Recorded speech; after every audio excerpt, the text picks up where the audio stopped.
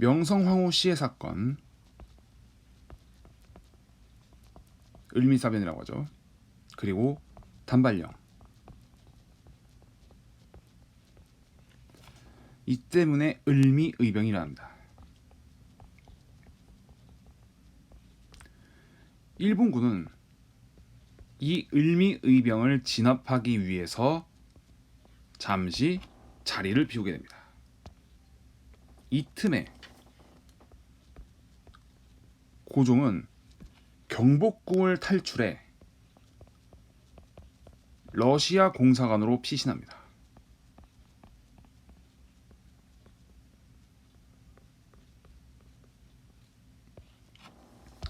춘생문 사건이라고 있습니다. 춘생문 사건. 경복궁을 이제 드나든 통로 중에 하나인 춘생문을 통해서 고종은 미국 공사관으로 피신하려고 했습니다. 하지만 이거는 일본에 발각되어 실패했고, 러시아 공사관으로 피신한 이 행동은 성공합니다. 러시아 공사관으로 고종이 피신한 사건을 우리는 아관파천이라고 부른다. 아는 러시아를 뜻하고 관은 러시아 공상을 뜻합니다. 파천이란 것 자체가 왕이 재난, 난리를 피해서 피신한다라는 그런 뜻이 있습니다. 자, 이것으로 일본의 세력을 등였고 이제 실시되었던 여러 가지 개혁들, 그리고 특히 김홍직 내각이 붕괴됩니다. 사실상 이 고종의 지지가 없으면은 그 예전에 갑신정변처럼 역적으로 물리된 상황이죠. 박영현은 오래전에 도망갔고 일본에 협조했던 사람들은 다 일본 공사관을 통해서 웬만한 사람들은 다 일본으로 도망갔습니다. 근데 이 사람은 당시에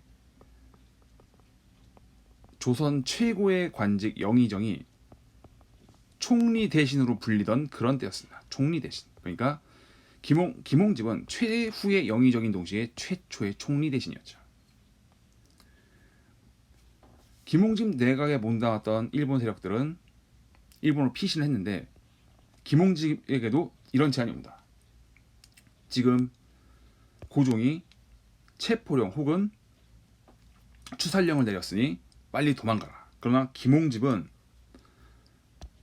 한 나라의 일국의 총리 대신으로서 백성들에게 맞아 죽을 수 있다라는 그러한 이야기를 하고 대문을 활짝 열고 거리로 가서 정확하게 백성들에게 맞아 죽습니다.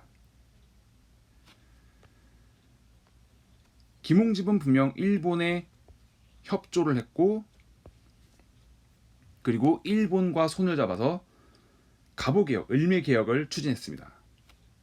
그럼에도 불구하고 이 사람은 친일파라 매도되지는 못했습니다. 심지어 김홍집을 반대했던 사람들조차도 확실하게 사심은 없던 사람이다 이렇게 얘기를 했습니다. 김홍집은 또 재밌는 게 뭐냐면 분명 이 사람은 일본에 갔다 왔지만 입장은 온건개였습니다.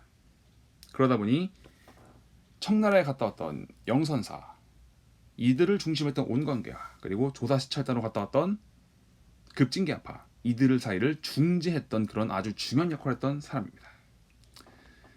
이 사람의 비장한 최후는 이렇게 뒤로 하고 열강들의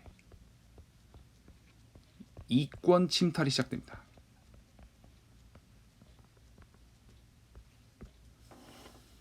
철도 부설권, 광산 채굴권, 그리고 삼림 벌채권, 그러니까 목재들을 마음대로 베어가서 이제 가져가는 그런 것들, 그리고 전신 부설 이런 것들, 이런 이권들이 열강에 넘어가게 됩니다. 어떻게 보면 고종이 왕권을 제대로 행사할 수 없는 상황이었고 일본이라는 세력이 어떻게 보면 기울어져 버렸기 때문에 열강들이 이때다 싶어서 조선에서 자신들의 영향력을 혹은 아니면은 자신들의 이득을 최대화하기 위해서 이렇게 많은 이권들을 침탈하게 됩니다. 한편으로는 이렇게 생각할 수도 있죠. 고종이 이렇게 열강들의 이권을 나눠줌으로써 그나마 위태롭게 유지되던 조선의 나라의 모습, 국가의 모습을 그래도 최대한 유지하려고 노력을 했다라는 평가를 조금씩은 조심스럽게 해볼 수가 있습니다.